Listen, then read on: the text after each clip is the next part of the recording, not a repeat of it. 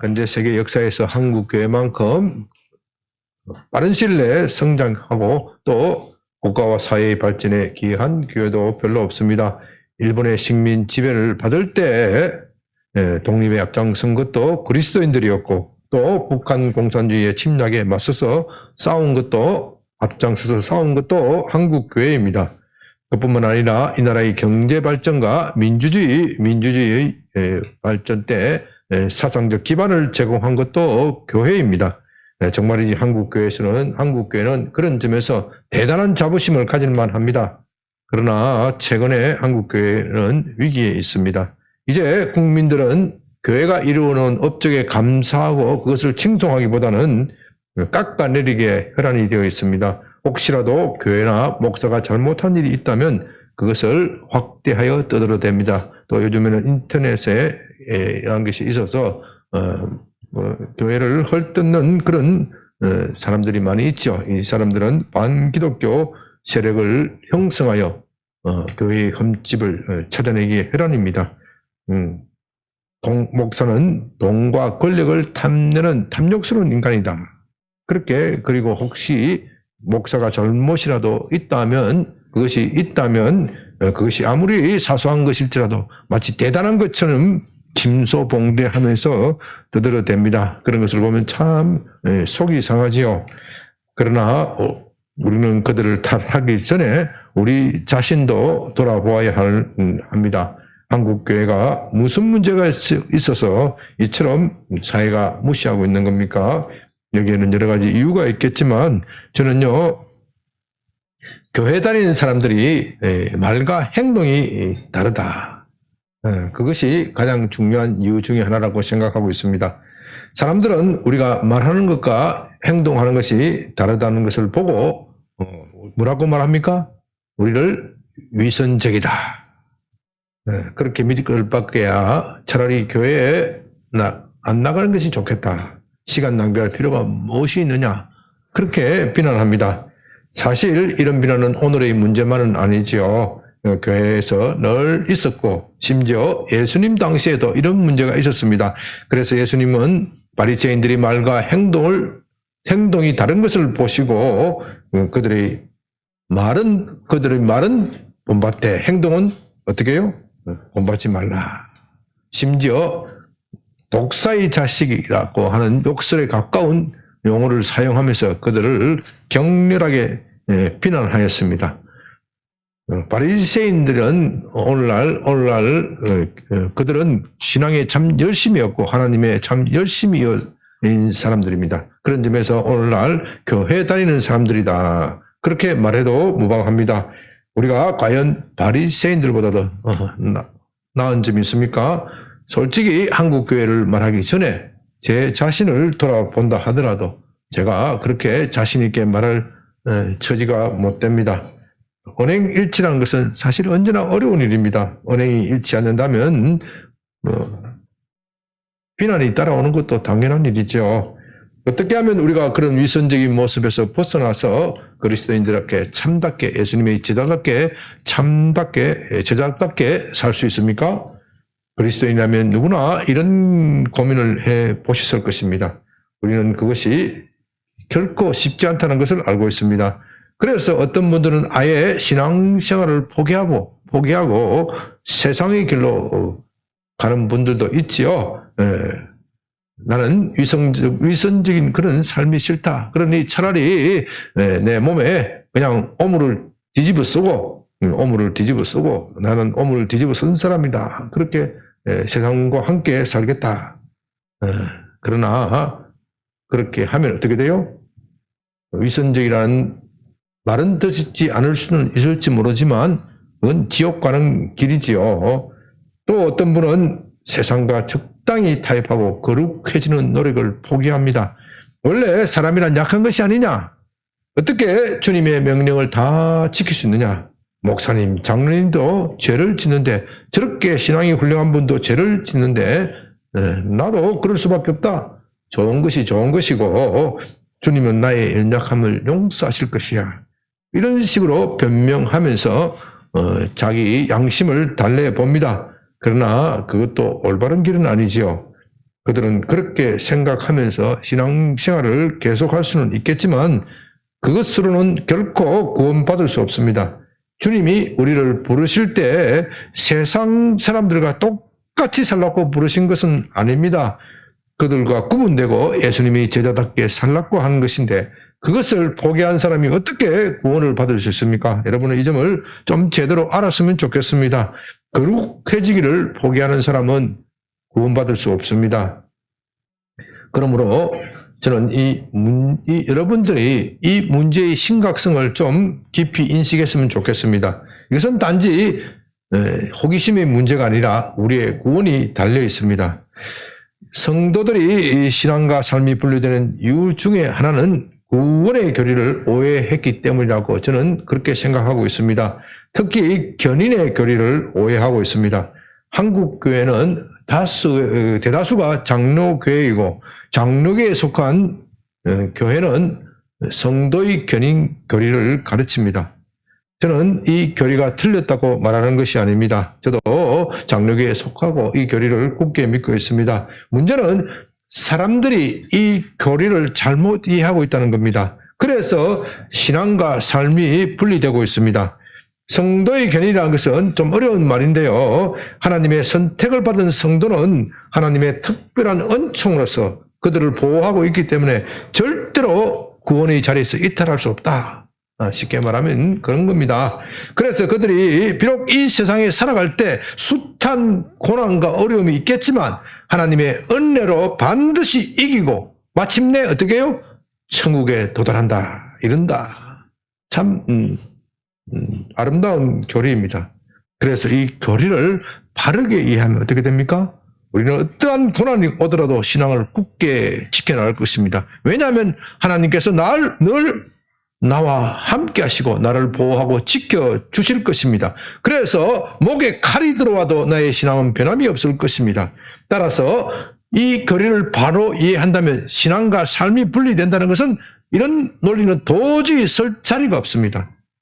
그러나 한국 교인들은요, 이것을 잘못 이해했기 때문에 내가 어떤 삶을 살더라도 나는 하나님께서 한 번 선택하셨기 때문에 내가 어떤 삶을 살더라도 하나님은 나를 놓지 않을 것이야. 나를 반드시 천국으로 인도할 것이야. 이런 이상한 확신을 가지고 있습니다. 이것은 착각에 불과한데도 불구하고 한국 교회에 매우 광범위하게 퍼져 있습니다. 이런 오해가 결국 신앙과 삶을 분리시키고 교회에 대한 평가를 땅에 떨어지게 합니다.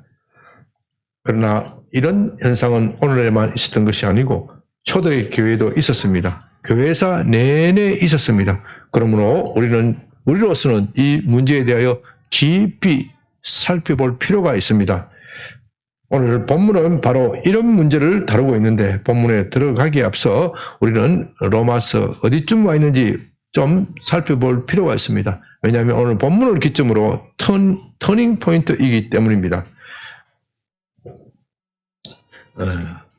구원의 교리는 크게 세 가지로 구성되어 있습니다. 물론 그보다 더 세분하게 나누는 분도 있지만 여러분은 이 세 가지 단계만 알면 족합니다. 첫째는 믿음으로 어려워진다는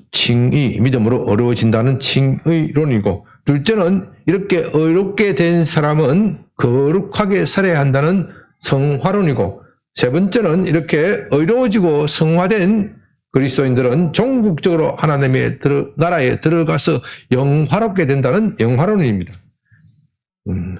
로마서는 5장까지 이신칭의 교리, 다시 말해서 칭의론을 다루고 있고 6장부터는 성화론을 다루고 있습니다. 그런 점에서 오늘 본문 5장 20절, 21절은 칭의론의 결론이고 6장 1, 2절은 성화론의 시작이다. 그렇게 말할 수 있습니다. 믿음으로 어려워진다는 이신칭의의 교리는 성경이 처음부터 말하는 것이지만 중세 시대에는 로마 가톨릭 교회에서 많이 혼탁이 되었습니다. 그들은 믿음만으로는 부족하고 사람의 의로운 행실이 있어야 한다. 그렇게 주장하였습니다. 그런 점에서 그들은 바울이 갈라디아서에서 비난한 율법주의자들과 비슷한 면이 있습니다. 초대교회 율법주의자들은 예수님을 믿어야 하지만 믿어야 구원을 받지만 그것만으로는 부족하고 모세가 전해준 율법을 지켜야 구원을 받는다. 그렇게 주장하였습니다. 이런 주장은 당시 상당한 인기가 있었습니다. 왜냐하면 초대교회의 주도권은 유대인들이 잡고 있었기 때문에 그들이 내려오는 전통을 고수하기를 원했기 때문입니다. 그러나 사도는 구원은 오직 하나님의 은혜만으로 가능하다. 거기에 인간의 어떠한 노력이나 행위를 포함시켜서는 안 된다. 그것을 확실히 하기 위하여 이신칭의의 교리를 주장하는 겁니다. 그런 점에서 이신칭의의 교리를 새롭게 주창한 종교개혁자 루트나 칼빈은 성경의 가르침, 사도의 가르침에 충실하였다. 그렇게 말할 수 있습니다.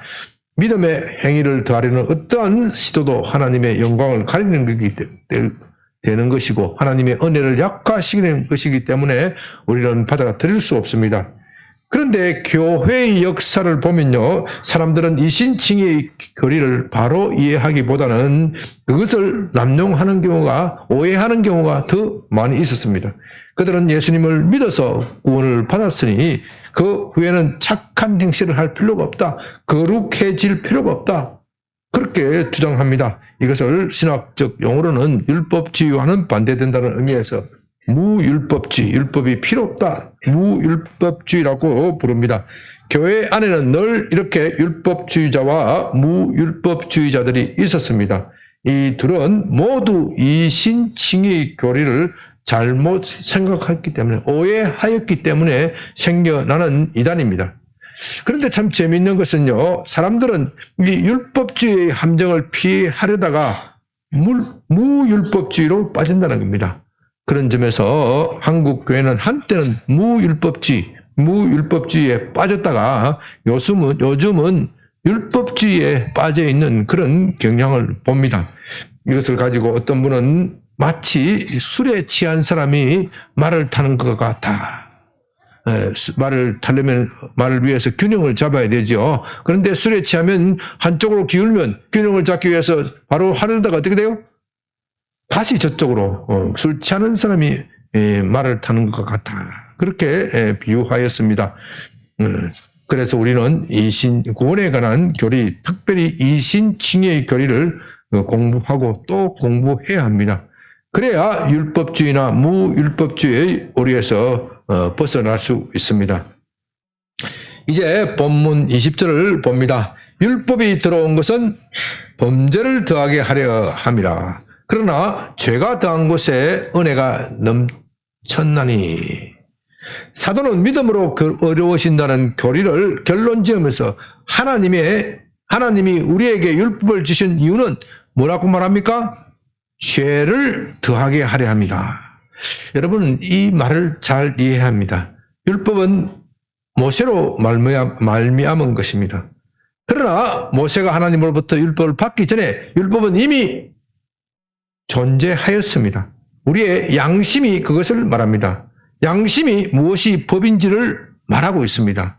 그러나 인간의 양심은 부패하였기 때문에 각자 생각하고 느끼는 것이 다릅니다. 인간의 양심이 부패하지 않았다면 우리는 모두 다 공통적인 말을 할 것입니다. 그것은 죄답고 말할 것이지만 인간의 양심이 부패하였기 때문에 어떤 사람은 강하게 느끼고 민감하게 느끼고 어떤 사람은 무덤하고 어떤 사람은 아예 양심의 소리를 무시해버리고 짓밟아버립니다. 그런 악당들도 있습니다. 그래서 하나님은 모세에게 율법을 주시면서 무엇이 법인지를 분명히 알게 하셨습니다. 율법이 선포가 되면 모든 사람들은 이제 법을 몰랐다. 그렇게 말할 수는 없습니다. 율법이 들어온 것은 범죄를 더하게 하기 위함이라는 것은 바로 그런 뜻입니다. 율법은 죄로 분명히 드러나게 하기 위하여 주어진 것입니다. 그런 점에서 죄를 더하게 하였다 하는 말은 죄가 증가하도록 주어진 것이다. 그렇게 해석해서는 안 됩니다. 율법은 원래 하나님께서 은혜를 베풀기 위하여 주신 것입니다. 사람이 법을 지키는 것은 당연한 의무입니다. 여러분들이 교통 질서를 지키는 것은 당연한 의무입니다. 그 당연한 의무를 하였다고 해서 국가에서 상을 줄 이유가 없지요. 그런데 하나님은 율법을 지키면 복을 주시겠다. 그렇게 약속하심으로써 우리가 선한 일에 힘쓰도록 격려하고 자극하고 계신 것입니다. 그런 점에서 율법도 은혜입니다. 그러므로 율법의 목적은 범죄를 증가하도록 하기 위한 것이 아닙니다. 단지 우리에게 무엇이 법인지를 밝혀줍니다. 그것을 가지고 율법이 온 것은 죄를 더하기 위함이다. 그렇게 표현하는 겁니다. 그런 점에서 율법은 햇빛과도 같습니다. 여러분이 햇빛이 들어오지 않는 이 실내에 먼지가 얼마나 많은지 것이 잘 모릅니다. 그러나 햇빛이 한번 쫙 비춰지면 어떻게 돼요? 온갖 먼지가 확 드러납니다. 그것을 보고 기겁할 정도로 먼지가 보게 되죠. 그런데 햇빛이 들어와서 먼지를 증가시킨 것이 아니지요. 먼지는 그곳에 있었습니다. 햇빛이 들어오기 전에 이미 있었지만 햇빛이 들어옴으로써 우리가 그것을 보게 되는 것일 뿐입니다. 그와 같이 율법은 우리가 스스로 잘 몰랐던 죄, 그 죄는 우리 안에 있었지만 우리가 잘 인지하지 못하였습니다. 그러나 하나님의 율법이 우리 마음속에 비추어질 때 우리에게 감추어진 죄가 드러나게 됩니다. 율법이 오기 전에는 나는 착한 사람인 줄 알았습니다. 흔히 말하는 대로 나같이 착한 사람이 어디 있어? 나는 법 없이 살 사람이야. 그러나 하나님의 법이 오게 되면 나는 얼마나 부끄러운 죄인이라는 것을 깨닫게 됩니다. 그것을 깨닫는 순간 지옥의 형벌이 두렵고 하나님 앞에서 벌벌 떨게 됩니다. 나는 하나님 앞에 하나님의 진노의 손에 놓인 하나의 가련한 존재에 불과하다는 것을 율법이 그것을 가르쳐 줍니다. 20절 그러나 죄가 더한 것에 은혜가 더욱 넘쳤다. 이 말도 직역해서는 안 됩니다. 죄가 많은 것에 어떻게 은혜가 많을 수 있습니까? 죄가 많은 것에서는 뭐가 많습니까? 형벌이 많을 뿐입니다. 죄가 많은 것에는 형벌이 많을 뿐이고 심판이 많을 뿐입니다. 그러나 율법으로 자신이 얼마나 비참한 죄인지를 깨달은 사람은 예수 그리스도의 십자가 앞에 나오게 되고 그렇게 나온 사람은 더욱 깊은 하나님의 은혜를 받게 됩니다. 그러므로 죄가 더한 것에 은혜가 넘쳤다는 말은 죄를 깊이 깨달으면 깨달을수록 하나님의 은혜가 더욱 넘친다. 그런 뜻입니다. 우리가 이 점을 똑바로 이해하는 것이 참 중요합니다. 그렇지 않고 이 말을 그대로 직선적으로 받아들인다면 여러 가지 문제가 생기는 것이죠. 사도 바울의 경우 그가 극렬하게 주님을 반대하였을 때 은혜가 넘쳤고 반면에 그가 주님을 위하여 자기 목숨을 바쳐 헌신하였을 때는 은혜가 별로 없었다. 그렇게 말해야 되죠.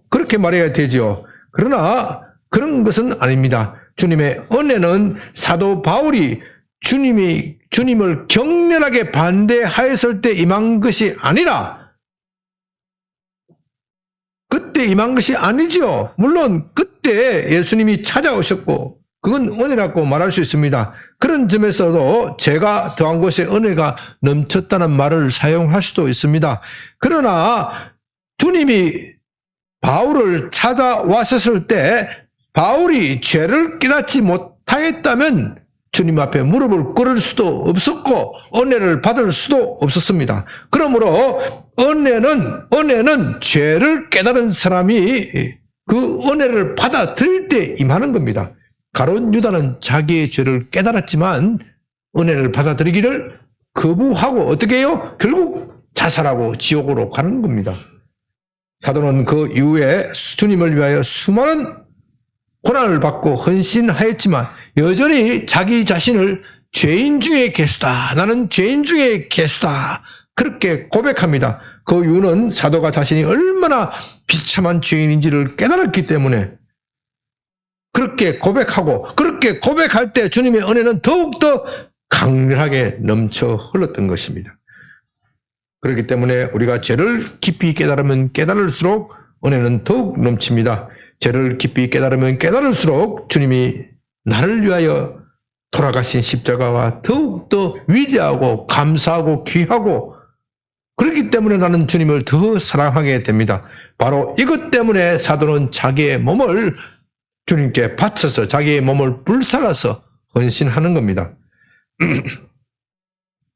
그러므로 여러분은 죄가 더한 곳에 은혜가 넘친다는 이 말을 이렇게 바로 이해해야 합니다. 그렇지 않으면 이제 곧 살펴볼 것인데 은혜를 받기 위하여 죄를 짓자. 그런 이상한 소리를 하게 되는 겁니다. 이 말은 언제나 죄를 깊이 깨달은 곳에는 은혜도 넘친다. 이렇게 바로 이해해야 함을 명심해야 합니다.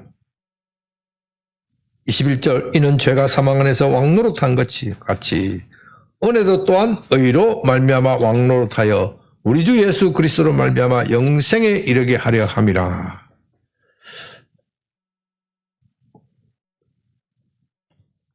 여기서 죄가 왕노릇한다는 말이 나오지요. 이 말은 죄가 폭군처럼 우리를 지배하여 죄를 짓도록 만든다는 뜻입니다. 우리의 의사에 반하여 죄를 짓도록 하게 만든다는 겁니다. 아무리 죄인이라고 할지라도 속에 양심이 있기 때문에 내가 이러면 안 되지, 내가 착한 일을 해야 되지, 선한 일을 해야 되지, 이 양심의 소리가 있습니다. 그런데 이 죄는 폭군처럼 우리를 지배하고 있어 우리의 의사에 반하여 죄를 짓도록 만든다.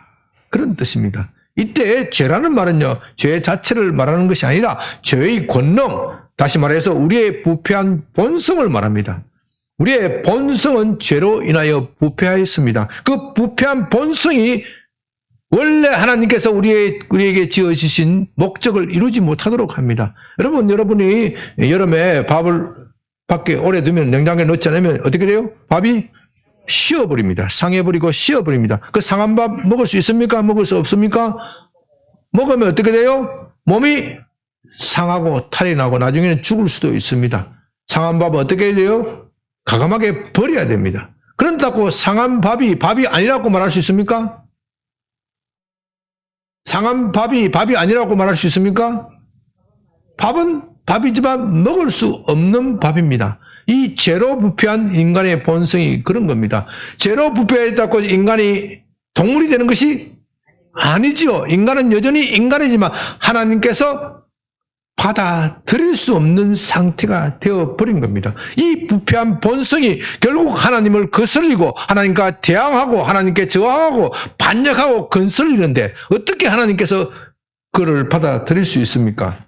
어느 누구도 이 부패한 본성으로부터 벗어날 수 없습니다. 그런 점에서 죄는 우리의 뜻을 무시하고 무자비하게 강제하는 폭군과도 같습니다. 어제 운동을 하면서 애니메이션을 잠깐 봤는데요. 요즘 애니메이션에 보면요, 얼마나 이 죄의 권능이 무서운지 모릅니다. 그 애니메이션에 보면 그 폭군이 하나 그려져 있는데 얼마나 잘 그리는지 몰라요. 폭군이 한 번은 키우다가 어떻게 해요? 저놈 죽여버려! 그럼 얼마나 잔인하게 하는 게 몰라요. 깎아 웃고 말이죠. 그런데 여러분, 애니메이션 중에서 하나님의 선하심을 그린 애니메이션 보셨습니까? 하나님은 참으로 위대하다. 하나님은 참으로 행복하다. 그런 애니메이션을 본 적이 있어요? 참된 행복에 대한 애니메이션을 나는 본 일이 없어요. 왜요?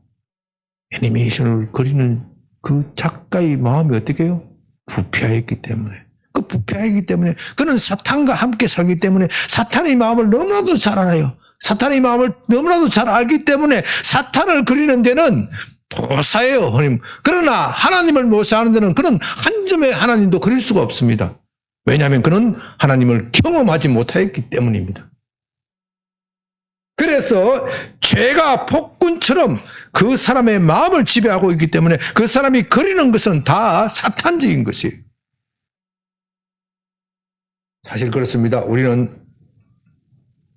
알고서도 죄를 짓고 또 모르고도 죄를 짓습니다. 그것이 죄인 줄을 알지만 죄의 유혹에서 이기지 못합니다. 그리스도인이라면 엄난한 생각이 죄고 탐심이 죄라는 것이 모르는 사람이 어디 있겠습니까?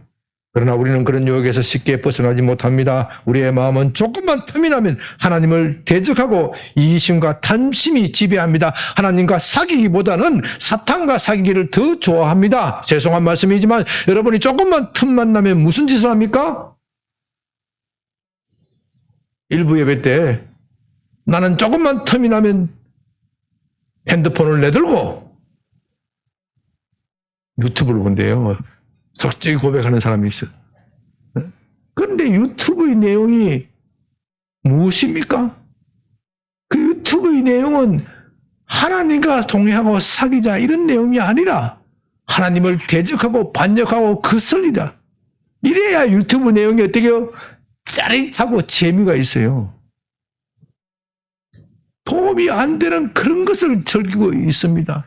그렇기 때문에 우리의 마음이 부패하고 타락하는 겁니다. 만일 여러분들이 그 시간을 바꾸어서 유튜브나 텔레비전을 보는 시간을 하나님과 사귀는 시간으로 바꾸어 보십시오.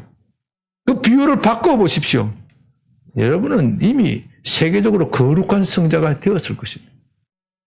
우리 마음은 이처럼 틈만 나면 하나님을 거역하고 반역합니다. 우리는 그런 유혹에서 쉽게 벗어나지 못합니다. 누가 우리 마음속에 나는 진정으로 하나님을 사랑한다, 이웃을 사랑한다고 그렇게 말할 수 있습니까? 우리는 그런 것보다는 늘 우리 자신의 탐욕과 정욕을 더 사랑합니다. 하나님보다는 이웃보다도 내 자신을 더 끔찍하게 여깁니다. 하나님 사랑이니 이웃 사랑이 하는 그런 사랑은 내게 조금 도움이 될 때 겨우 생색나도록 할 뿐입니다. 생색내도록 할 뿐입니다. 여러분이 눈을 돌려서 이 세상 돌아가는 것을 한번 보십시오. 얼마나 죄가 미쳐서 날뛰고 있습니까? 이 세상에 하나님을 사랑하는 것은 고사하고 하나님을 하나님으로 인정하는 사람조차도 별로 없습니다. 제 눈에는 하나도 없습니다. 그래서 성경이 의인은 없나니 하나도 없다는 말은 참으로 옳은 말입니다. 이 세상에 어디를 둘러봐도 죄가 가득하고 하나님을 하나님으로 인정하는 사람은 없습니다. 그래서 온 세상은 썩은 냄새로 진동합니다. 이제 죄가 사망 안에서 왕노릇한다는 것은 그런 죄의 결과로 온 세상에 사망이 가득하다 그런 뜻입니다. 죄의 삭은 사망입니다. 온 세상이 죄로 가득하니 온 세상이 사망으로 덮여 있는 겁니다. 그것이 우리가 사는 세상입니다. 여러분, 사망이 무엇입니까? 사망은 존재의 상실이 아닙니다. 단순한 또 육체의 죽음도 아닙니다. 물론 육체의 죽음도 포함하는 것이지만 더 심각한 것이 있습니다.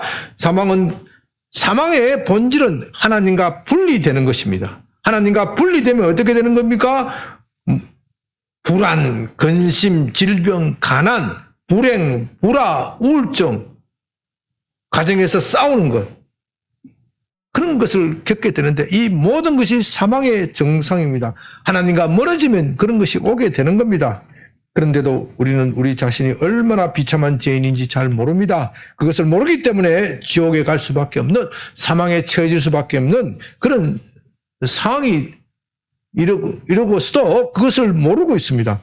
지난 주간에도 옛날 직장 동료와 회식을 할 기회가 있어서 그 중에 한 분에게 그분들에게 복음을 전하는 일이 있습니다.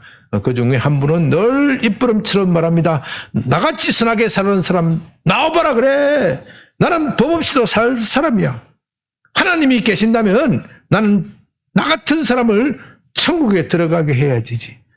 나 같은 사람을 제일 먼저 천국에 들어가게 해야 되지. 그렇게 큰 소리 치면서 자신만만해 합니다.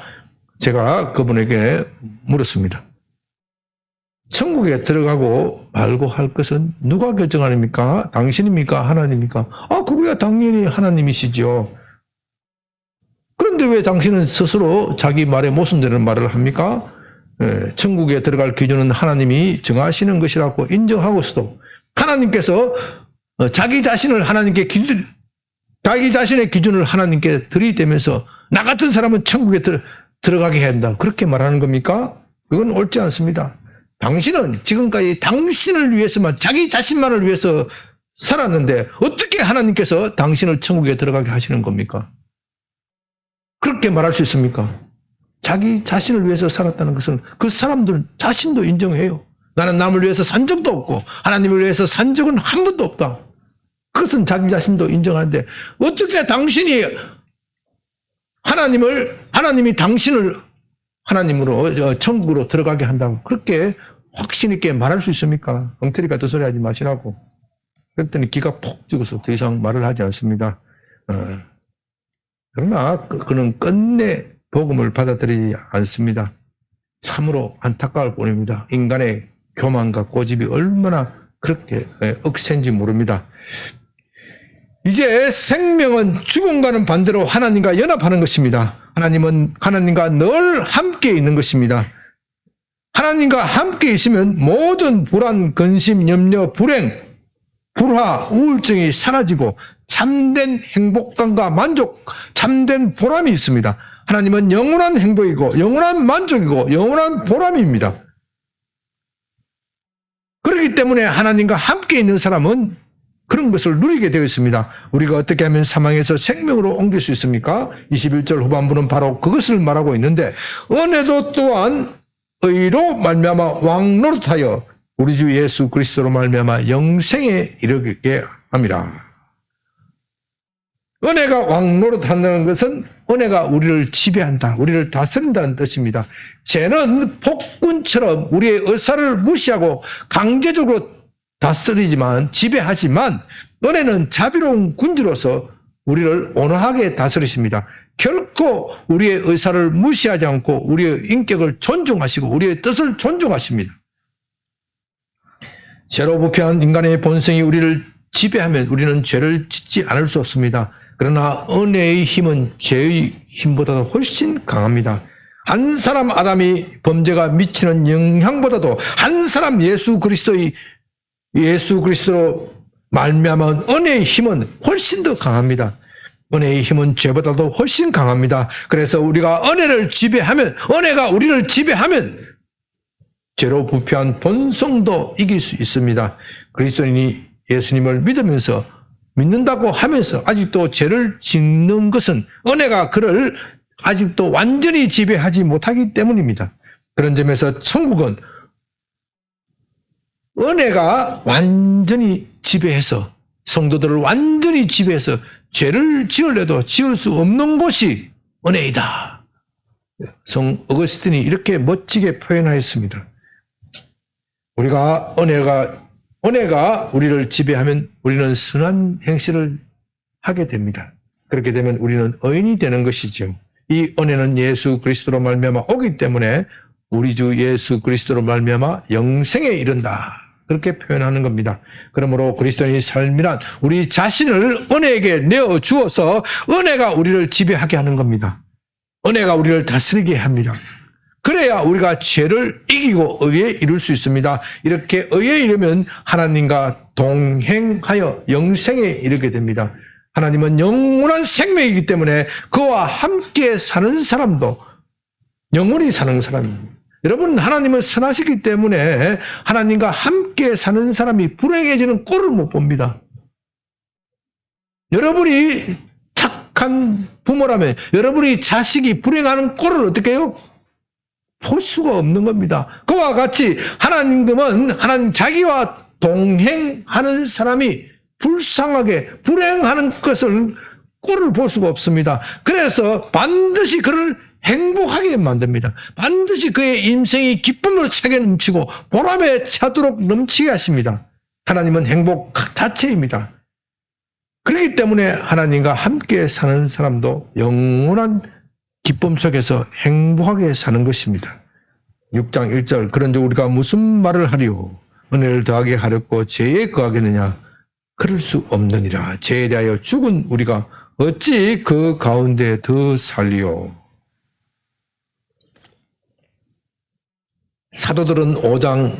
사람들은 사도가 5장 20절에서 죄가 더한 것에 은혜가 넘치다고 그렇게 말하자. 그렇다면 은혜가 넘치도록 하기 위하여 죄를 더 짓자 그렇게 말합니다.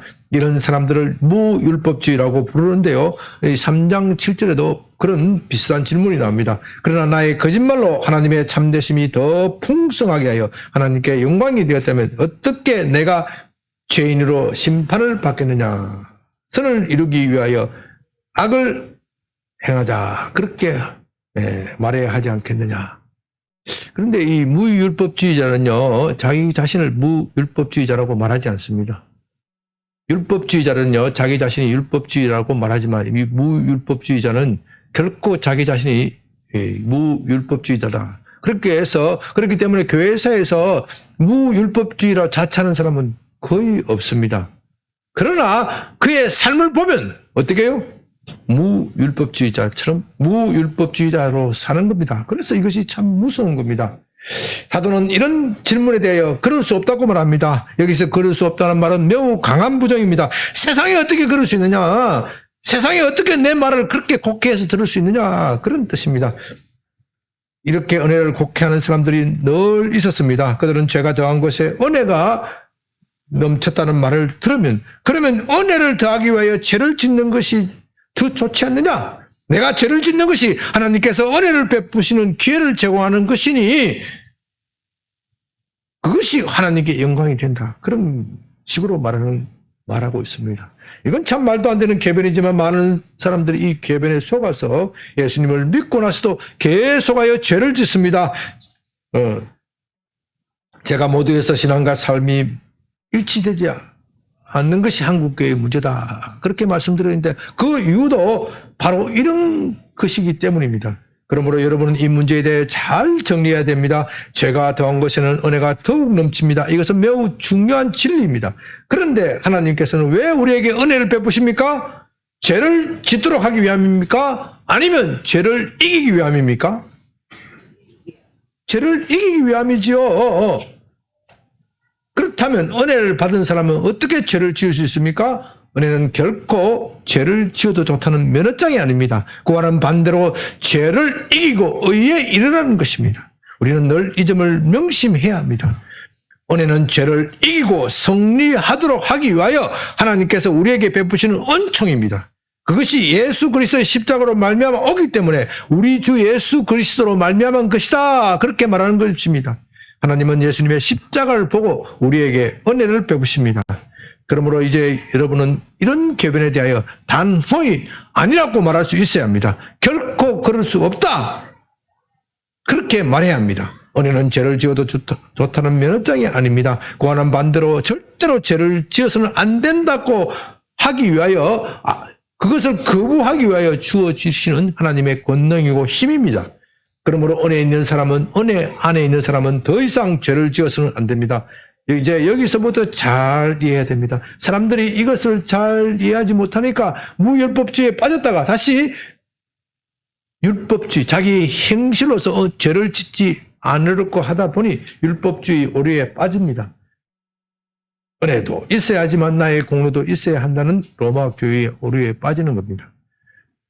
사실 로마서 6장, 7장, 8장은 성화론을 다루고 있는데 이 성화론은 이런 문제에 대한 답변입니다. 은혜가 너를 지배하게 하라. 그러면 너는 죄를 짓지 않게 될 것이다. 항상 의를 행하게 될 것이다. 이것이 성화론의 핵심입니다. 오늘은 시간이 없으니 이 정도로만 하고요. 다음 주부터 이 문제에 대하여 다루게 될 것입니다. 계속되는 강의에 기대해 주시기 바랍니다. 이제 말씀을 정리합니다. 율법은 좋은 것입니다.